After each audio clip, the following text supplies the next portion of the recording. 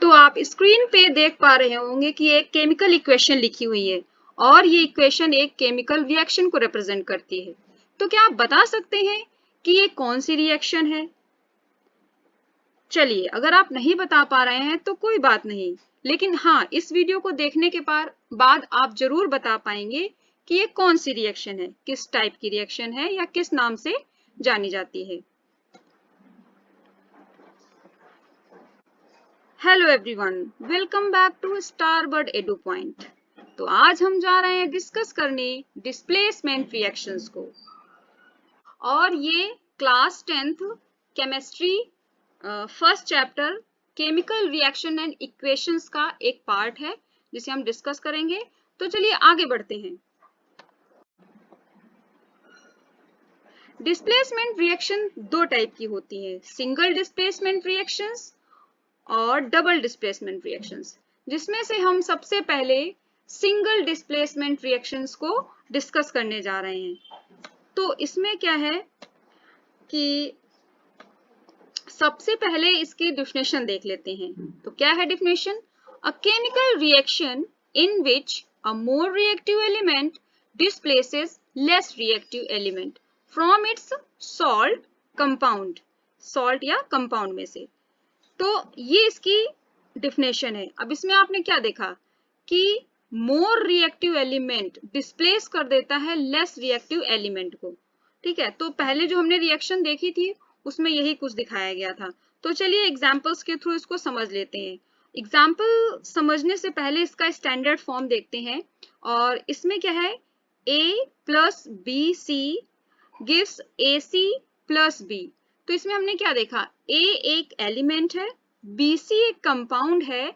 तो A जो है मोर रिएक्टिव है किससे? B से। B से ज्यादा रिएक्टिव है, इसलिए इसने B को डिस्प्लेस कर दिया और C के साथ खुद जुड़ करके AC कंपाउंड बना दिया और B को अकेला छोड़ दिया। तो ये इसकी स्टैंडर्ड फॉर्म, यानी कि जो आप एग्जाम्पल में रिएक्शंस देखेंगे वो इसी फॉर्म पे बेस्ड होंगी। ठीक है, तो चलिए देख लेते हैं एग्जाम्पल एक। Zn plus 2HCl gives ZnCl2 plus H2। तो यहाँ पे हमने क्या देखा, Zn जो है H से ज्यादा रिएक्टिव है, इसलिए इसने H को डिस्प्लेस किया और Cl के साथ जुड़ करके ZnCl2 एक कंपाउंड बना लिया, और यहाँ पर H2 हमारा अलग हो गया। ठीक है, तो ये है सिंगल डिस्प्लेसमेंट रिएक्शन। अब इस रिएक्शन को आप ऊपर स्टैंडर्ड फॉर्म के साथ मैच करके देख सकते हैं, सेम स्टैंडर्ड फॉर्म की रिएक्शन पे बेस्ड है ये। ठीक है, तो ये था इसका एक एग्जाम्पल। अब कुछ और एग्जाम्पल्स देख लेते हैं। तो यहाँ एग्जाम्पल्स में सबसे पहला एग्जाम्पल है 2Ki plus Cl2 gives 2KCl plus I2। तो पहली बार में यहाँ देखने में ये नहीं समझ में आ रहा है कि किसने किसको डिस्प्लेस किया, बट अगर हम ध्यान से देखेंगे तो ये जो हमारा Cl2 है ये सिंगल है, क्लोरीन। ठीक है, और यानी कि ये एलिमेंट है, और यहाँ पर Ki है। Ki मतलब ये एक कंपाउंड है, पोटेशियम आयोडाइड। तो हमें क्या है यहाँ पर अब समझना ये है कि जो एलिमेंट होता है सिंगल डिस्प्लेसमेंट रिएक्शन में, ये होता है जो एलिमेंट होता है वो कंपाउंड में से डिस्प्लेस करता है। तो हमारा Cl2 जो है I से ज्यादा रिएक्टिव है, इसलिए इसने क्या किया, क्लोरीन ने आयोडीन को डिस्प्लेस किया और क्या बना लिया, 2KCl। ठीक है, पोटेशियम क्लोराइड। यहाँ पर आपका जो है I2 बच गया। ठीक है, आयोडीन आपका बच गया। तो यहाँ पर हमारा क्या था कि ये जो है Cl और I दोनों हमारे हेलोजन है। ठीक है, तो यहाँ पर एक सीरीज ये भी होती है कि हेलोजन की, इसमें भी रिएक्टिविटी सीरीज और नॉन मेटल है, क्लोरीन और आयोडीन दोनों नॉन मेटल। तो नॉन मेटल में क्या होता है, फ्लोरीन, क्लोरीन, ब्रोमीन और आयोडीन। तो जिस सीक्वेंस में मैंने इनको बोला है इसी सीक्वेंस में इनकी रिएक्टिविटी सीरीज होती है। तो सबसे पहले फ्लोरीन आता है, फ्लोरीन सबसे ज्यादा रिएक्टिव है और आयोडीन सबसे कम रिएक्टिव है। तो यहाँ जाहिर सी बात है, पता लग रहा है कि Cl जो है क्लोरीन आयोडीन से ज्यादा रिएक्टिव है, इसलिए क्लोरीन ने आयोडीन को डिस्प्लेस किया और खुद एक कंपाउंड K के साथ बना लिया, पोटेशियम क्लोराइड। ठीक है, चलिए नीचे वाली रिएक्शन देख लेते हैं। Fe plus CuSO4 and Cu plus FeSO4। तो यहाँ पे क्या है कि Fe यानी आयरन जो है कॉपर सल्फेट में से कॉपर को डिस्प्लेस कर रहा है, क्योंकि कॉपर से ज्यादा रिएक्टिव है आयरन। जब आप रिएक्टिविटी सीरीज देखते हैं मेटल्स की जो मैंने दी हुई है, तो उसमें पता लगता है कि आयरन कॉपर से ज्यादा रिएक्टिव है, इसलिए कॉपर को इसने डिस्प्लेस कर दिया। ठीक है, तो ये रिएक्शन हम 7th क्लास से पढ़ते चले आ रहे हैं, तो आपने पहले भी जरूर पढ़ी होगी। तो इसमें है क्या कि इससे रिलेटेड एक एक्टिविटी भी है जो दी हुई है आपकी बुक में। तो उसमें आपने देखा होगा कि कॉपर सल्फेट का जो सोल्यूशन होता है वो कैसा होता है, ब्लू कलर का होता है। ठीक है, अब जो उसमें आयरन नेल हम डाल देते हैं, तो आयरन नेल की वजह से उस सोल्यूशन का कलर जो है, थोड़ी देर जब हम इसको अनडिस्टर्ब छोड़ देते हैं अपरेटस को, तो इसका कलर चेंज होकर क्या हो जाता है, ग्रीन हो जाता है। क्यों हो जाता है, यानी कि FeSO4 बन जाता है जो कि ग्रीन कलर शो करता है, आयरन सल्फेट। ठीक है, और कॉपर इसमें से डिस्प्लेस हो जाती है। तो कॉपर डिस्प्लेस होकर जाती कहाँ है, कॉपर सॉलिड फॉर्म में उस आयरन नेल के ऊपर डिपॉजिट हो जाती है। ठीक है, और इसका कलर होता है रेडिश ब्राउन कलर। तो ये रिएक्शन आपने पहले देखी है और ये एक्टिविटी भी आपने जरूर देखी है, पढ़ी है। तो आपको इससे पता चलता है कि इसमें क्या है, आयरन कॉपर से ज्यादा रिएक्टिव है। ठीक है, अच्छा, इसके बाद मैं आपको एक क्वेश्चन देना चाहती हूँ, और इसमें क्या है, जो ये रिएक्शन है Fe प्लस CuSO4, इस वाली रिएक्शन में आप मुझे इसकी स्टेट्स बताइएगा कमेंट करके कि क्या सॉलिड फॉर्म में है, क्या लिक्विड में है, क्या गैस फॉर्म में आपको इसमें पता लग रहा है। तो ये मुझे रिएक्शन दोबारा आप भेजिएगा कमेंट में, और उसके साथ ये सारी स्टेट्स भी इसमें मेंशन कीजिएगा। और हाँ, इसके बाद मेरे दिमाग में एक क्वेश्चन और आ रहा है कि क्या ऐसा हो सकता है, ये जो रिएक्शन है Fe प्लस CuSO4, उसके बाद हमें प्रोडक्ट मिले Cu प्लस FeSO4, और वहीं पर हमने इसको क्या किया, क्या ये हमारे रिएक्टेंट हो सकते हैं, यानी कि क्या ये रिएक्शन फिर से हमें Fe और ये Cu जो है यानी कि कॉपर सल्फेट फिर से मिल सकता है। तो क्या आपको लगता है क्या होगा, यहाँ पे कॉपर सल्फेट क्या Fe को डिस्प्लेस कर पाएगा? तो जाहिर सी बात है, बिल्कुल नहीं होगा ऐसा। आपका आंसर होगा क्या, नो रिएक्शन। क्यों? क्योंकि हमने रिएक्टिविटी सीरीज में देखा कि जो हमारा आयरन है वो कॉपर से ऊपर है। ठीक है, तो कॉपर से ज्यादा रिएक्टिव है। यहाँ पर कॉपर के पास इतनी कैपेसिटी नहीं है कि वो आयरन को सल्फेट, फेरस सल्फेट में से डिस्प्लेस कर सके। तो ये वाली रिएक्शन बिल्कुल नहीं होगी। तो आप बिल्कुल, आंसर आपका क्या हो जाएगा, नो रिएक्शन। ये है रिएक्टिविटी सीरीज, जिसमें आप देख रहे हैं कि सारी मेटल्स हैं हाइड्रोजन को छोड़ करके। ठीक है, तो यहाँ पर एरो हमारा उल्टा है, यानी ऊपर से नीचे की तरफ जा रहा है, जिसमें ये हमें बता रहा है कि जो K है, पोटेशियम, मोर रिएक्टिव है, और जिस तरह से हम धीरे धीरे नीचे की तरफ बढ़ेंगे तो हमारे लेस रिएक्टिव एलिमेंट आएंगे, यानी कि K सबसे ज्यादा रिएक्टिव, उससे कम रिएक्टिव हमारा Na है। और इसी तरह जब नीचे जाते हैं, इसमें तो देखते हैं हमारा प्लैटिनम है और ये गोल्ड है, Au गोल्ड है। तो ये हमारे सबसे कम रिएक्टिव एलिमेंट्स हैं। तो ये वाली जो रिएक्टिविटी सीरीज है, ये हमारी सिंगल डिस्प्लेसमेंट रिएक्शन में सबसे ज्यादा यूज होती है। तो वहां पर हमें इसको अप्लाई करना होता है, डबल डिस्प्लेसमेंट में इसका यूज नहीं होता है। इसलिए ये चीज आपको ध्यान रखनी है कि किस तरह से ये एलिमेंट जो है सेट किए गए हैं। ठीक है, तो ये आपको लर्न करनी है, तभी आपको पता चलेगा कौन किससे ज्यादा रिएक्टिव है और कौन किसको डिस्प्लेस करेगा। चलिए, तो ये आप जरूर लर्न कर लीजिएगा। ये हमारी थी मेटल के लिए। अब मैं कहूंगी कि चलते हैं कुछ नॉन मेटल्स के बारे में जान लेते हैं। नॉन मेटल्स में आप देखिए कि यहाँ पर हेलोजन के बारे में बात करते हैं। हेलोजन हमारे नॉन मेटल्स होते हैं, जिसमें कि आता है आपका, सबसे पहले आता है फ्लोरीन। इस पर मेरी राइटिंग अच्छी नहीं बनती है और मैं आपको ट्राई करती हूँ। ये हमारा फ्लोरीन है, फिर उसके बाद आता है क्लोरीन। ठीक है, और ये हमारा ब्रोमीन, और उसके बाद आयोडीन। तो आपने पढ़ रखा होगा हेलोजेंस के बारे में, chlorine, fluorine, chlorine, bromine, iodine. तो ये जो हमारे जिस सीरीज में लगे हुए हैं ये हमारा बिल्कुल इसी तरह चलता है, यानी कि जो हमारा फ्लोरीन है वो सबसे ज्यादा रिएक्टिव है और आयोडीन है वो लेस रिएक्टिव है। तो ये हमारा नॉन मेटल्स में हेलोजेंस पे अप्लाई होता है, तो इसको भी आप याद कर लीजिएगा। हमारी है double displacement reactions. Double displacement reactions में देख लेते हैं, ये जो है हमारा 2NaCl plus CaSO4 Na2SO4 CaCl2। तो यहां पर आपने क्या देखा कि जो ये है NaCl ये भी एक कंपाउंड है, CaSO4 ये भी एक कंपाउंड है। तो यहाँ पर इस बार हमारे पास क्या है, डबल डिस्प्लेसमेंट रिएक्शन में दो कंपाउंड होते हैं। पिछली रिएक्शन में हमने क्या देखा कि एक एलिमेंट और एक कंपाउंड था, लेकिन यहाँ पर दो कंपाउंड हैं। तो ये किस तरह से यहाँ पर डिस्प्लेसमेंट होगा। तो इसमें हमें ध्यान ये रखना है कि इसमें आयंस होते हैं जो डिस्प्लेस होते हैं। तो सबसे पहले आपको पता होना चाहिए आयंस क्या होते हैं। यहाँ पर Ca क्या है हमारा, एक पॉजिटिव आयन है, यानी कि इसको कैटायन बोलते हैं। SO4 जो है निगेटिव आयन यानी एनायन बोलते हैं।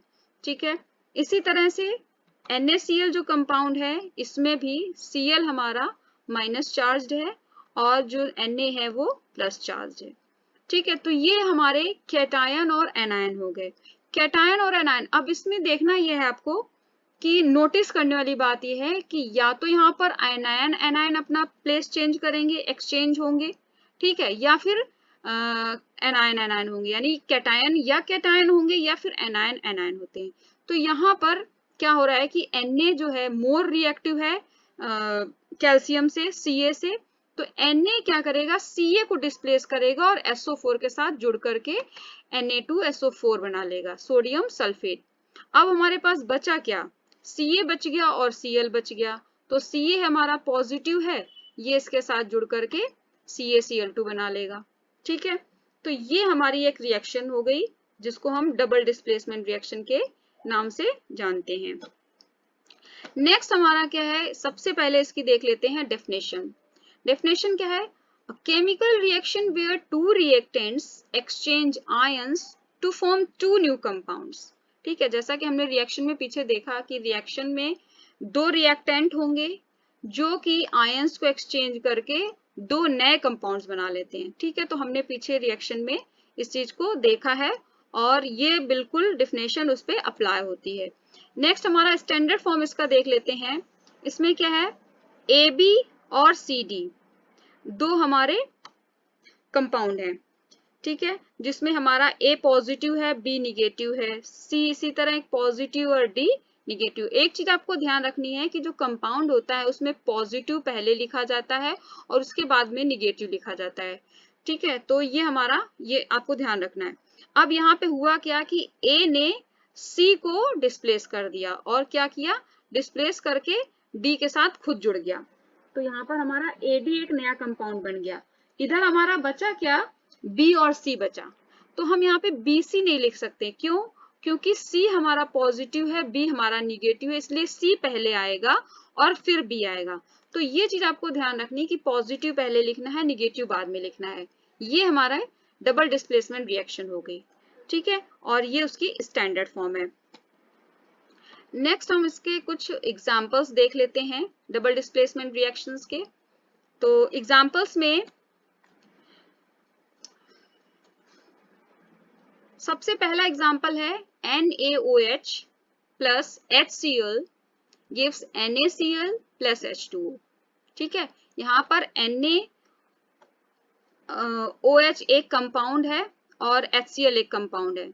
तो इसमें है क्या कि वही पॉजिटिव निगेटिव यानी कैटायन एनायन। तो Na हमारा क्या है, कैटायन है और OH हमारा क्या है, एनायन है। इसी तरह H हमारा कैटायन है और जो Cl है वो हमारा एनायन है। ठीक है, तो अब Na हाइड्रोजन से ज्यादा रिएक्टिव है, इसलिए क्या किया, Na ने हाइड्रोजन को यहाँ से डिस्प्लेस किया और खुद Cl के साथ जुड़कर क्या बना लिया, NaCl। इसी तरह हमारा H और OH बच गया, ये भी आपस में जुड़ गए और इन्होंने बना लिया H2O वाटर। ठीक है, NaCl आपको पता ही है, सोडियम क्लोराइड जो कॉमन सॉल्ट होता है, और H2O वाटर। अच्छा एक बात बताइए, क्या आपको इस रिएक्शन को देखकर कुछ याद आ रहा है? अभी तो हम यहाँ पे इस रिएक्शन को डबल डिस्प्लेसमेंट रिएक्शन में पढ़ रहे हैं, लेकिन क्या आपको लगता है कि ये रिएक्शन आपने पहले भी कहीं पढ़ी है, देखी है? ठीक है, और मुझे लगता है कि आपने जरूर देखी होगी, तो मुझे विश्वास है कि आप पहचान गए होंगे। लेकिन अब आपको करना क्या है, आपको ये बताना है कि ये कौन सी रिएक्शन है, किस नाम से जानी जाती है, और आप ये मुझे कमेंट में जरूर बताएंगे। तो आप सब लोग मुझे कमेंट करके बताइए कि ये कौन सी रिएक्शन है, किस नाम से जानी जाती है। ठीक है, चलिए नेक्स्ट एग्जांपल देख लेते हैं। AgNO3 plus NaCl gives NaNO3 plus AgCl। तो आप देख रहे हैं कि हमारे रिएक्टेंट में भी दो कंपाउंड हैं और प्रोडक्ट्स में भी दो कंपाउंड हैं, और हुआ क्या है, सेम वही प्रोसेस कि यानी कि यहाँ पर मोर रिएक्टिव एलिमेंट ने अपना प्लेस चेंज करके लेस रिएक्टिव को डिस्प्लेस कर दिया और खुद उसके साथ जुड़ गया। तो यहाँ पर हमारा जो Na है ये मोर रिएक्टिव है, किससे? Ag से। और ये आप सीरीज में देख सकते हैं, जो मैंने आपको सीरीज पीछे टेबल दिखाई थी उसमें से आप देख सकते हैं कि Na Ag से ज्यादा रिएक्टिव, इसलिए Na ने क्या किया, Ag को डिस्प्लेस करके खुद NO3 के साथ जुड़कर सोडियम नाइट्रेट बना लिया, और यहाँ पर जो बचा हुआ हमारा Ag है और Cl है ये आपस में जुड़ गए हैं, तो इन्होंने AgCl बना लिया। ठीक है, तो ये हमारे दो कंपाउंड बन गए। ठीक है, तो ये वाली रिएक्शन भी क्या है, डबल डिस्प्लेसमेंट का एक एग्जाम्पल है, और ये आपको लर्न कर लेने चाहिए एग्जाम्पल्स, क्योंकि ये बहुत काम आते हैं। कई बार आपको रिएक्शन दे के पूछा जाएगा कि ये किस टाइप की रिएक्शन है, तो आप बताएंगे कि डबल डिस्प्लेसमेंट रिएक्शन है। ठीक है, तो ऐसे बहुत सारे एग्जाम्पल्स होंगे जो आपको लर्न करने चाहिए। और ये देखिए, ये जो रिएक्शन आई है ये बहुत ही इंपॉर्टेंट रिएक्शन है, क्लास 10th में ये आपके बहुत काम आती है। कैसे काम आती है कि कई बार तो ये रिएक्शन दे के पूछी जाएगी किस टाइप की रिएक्शन है, या फिर बैलेंस करने के लिए दे सकते हैं, या फिर एग्जाम्पल्स में पूछ सकते हैं। तो इस पॉइंट ऑफ व्यू से बहुत ही इंपॉर्टेंट रिएक्शन है, ये कई बार एग्जाम्स में आई है। ठीक है, तो आप याद कर लीजिएगा। यहाँ पर जो Pb है तो आप सभी पढ़ ही चुके हैं, Pb हमारा लेड के नाम से जाना जाता है, ये हमारा नाइट्रेट है, तो ये हमारा लेड नाइट्रेट है कंपाउंड। दूसरा हमारा 2Ki यानी कि पोटेशियम आयोडाइड है ये कंपाउंड। यहाँ पर हुआ क्या, जो K है उसने Pb को डिस्प्लेस किया है, क्योंकि K हमारा पोटेशियम ये हाईली रिएक्टिव होता है। आपने देखा होगा जो सीरीज है, रिएक्टिविटी सीरीज, उसमें सबसे ऊपर ये है। ठीक है, तो इसने K ने क्या किया, इस K ने Pb को डिस्प्लेस किया है, और खुद NO3 के साथ जुड़कर क्या बना लिया, पोटेशियम नाइट्रेट। ठीक है, बचा हुआ हमारा Pb I के साथ जुड़कर उसने लेड आयोडाइड बना लिया। तो ये हमारी रिएक्शन है, और आपको याद रखनी है, और कोशिश करिए कि आप इसको बैलेंस्ड फॉर्म में लर्न करें, क्योंकि ये कई बार बड़ी रिएक्शन है, कई बार नहीं याद रहता। तो और मेन इंपॉर्टेंट चीज तो ये है कि आपको बैलेंस करना आना चाहिए, तो फिर ये आसान हो जाता है आपको, कि अगर अनबैलेंस्ड भी है या आपको इतना याद है कि लेड नाइट्रेट पोटेशियम आयोडाइड के साथ रिएक्शन करता है तो क्या बनाता है, उससे आप रिएक्शन बना सकते हैं और बैलेंस भी बना सकते हैं। अच्छा, बैलेंस्ड रिएक्शन के लिए जो है आपको वैलेंसी भी लर्न होनी चाहिए, तभी आपका कंपाउंड सही बनेगा। अच्छा, अगर आपने वैलेंसी वाली हमारी वीडियो नहीं देखी है, ठीक है, कि या फिर वो वीडियो जिसमें कि मैंने आपको ये समझाया है कि किस तरह से बैलेंस करना है रिएक्शंस को, तो आप मेरी वीडियो ये देख सकते हैं। काफी पहले मैंने बनाई थी how to balance chemical equation, तो वो वीडियो जरूर देखिएगा, आपके लिए हेल्पफुल होगी। चलिए नेक्स्ट एग्जाम्पल देख लेते हैं। नेक्स्ट एग्जाम्पल है हमारा Al2SO4 whole thrice 6NH4OH gives 2AlOH whole thrice plus 3NH4 whole twice SO4। ठीक है, तो इसमें क्या है, हमारा एल्यूमिनियम सल्फेट है, जो फर्स्ट कंपाउंड है ये हमारा एल्यूमिनियम सल्फेट है। दूसरा कंपाउंड हमारा क्या है, अमोनियम हाइड्रोक्साइड। ये हमारा क्या है, अमोनियम हाइड्रोक्साइड। इसमें है क्या, NH4 हमारा अमोनियम है और OH हाइड्रोक्साइड है। तो यहाँ पर कंफ्यूज मत होइएगा कि NH4 NH जो है अलग अलग है, ये NH4 एक ही हमारा है। क्या बोलते हैं इसको? अमोनियम बोलते हैं, और इसके ऊपर पॉजिटिव चार्ज होता है, तो ये हमारा क्या है? कैटायन है। इसी तरह OH जो है ये हाइड्रोक्साइड बोलते हैं इसको, और इसके ऊपर माइनस चार्ज होता है, ठीक है, तो इसको हाइड्रोक्सिल आयन के नाम से जाना जाता है। यहाँ पर इसी तरह से Al जो है हमारा पॉजिटिव आयन है और SO4 निगेटिव। तो यहाँ पर हुआ क्या, जो NH4 है, यहाँ पर Al2 ने NH4 को डिस्प्लेस किया है, क्योंकि Al जो है एल्यूमिनियम मेटल है, ये NH4 से ज्यादा रिएक्टिव है, इसने इसको डिस्प्लेस करके और खुद OH के साथ जुड़कर क्या बना लिया? एल्यूमिनियम हाइड्रोक्साइड, ठीक है। और बचा हुआ हमारा क्या है? NH4 और SO4, ये जुड़कर यहाँ पर क्या बना रहे हैं? Ammonium sulphate. तो ये हमारी कुछ डबल डिस्प्लेसमेंट रिएक्शन के एग्जांपल्स थे। आई होप आपको समझ में आया होगा। और अगर आप पहली बार चैनल पे आए हैं मेरे चैनल पे, तो आप इसको सब्सक्राइब करना ना भूलें, और जिन्होंने सब्सक्राइब किया है वो शेयर जरूर करें मेरी वीडियोस को, और अपने फ्रेंड्स के साथ शेयर करके उनको ज्यादा से ज्यादा लोगों तक पहुंचाएं, ताकि उनको भी कुछ इससे बेनिफिट मिल सके। आई होप आपको ये वीडियो समझ में आया होगा और आपके लिए बेनिफिशियल रहेगा। तो आज की वीडियो में बस यहीं तक, and thanks for watching. Bye bye.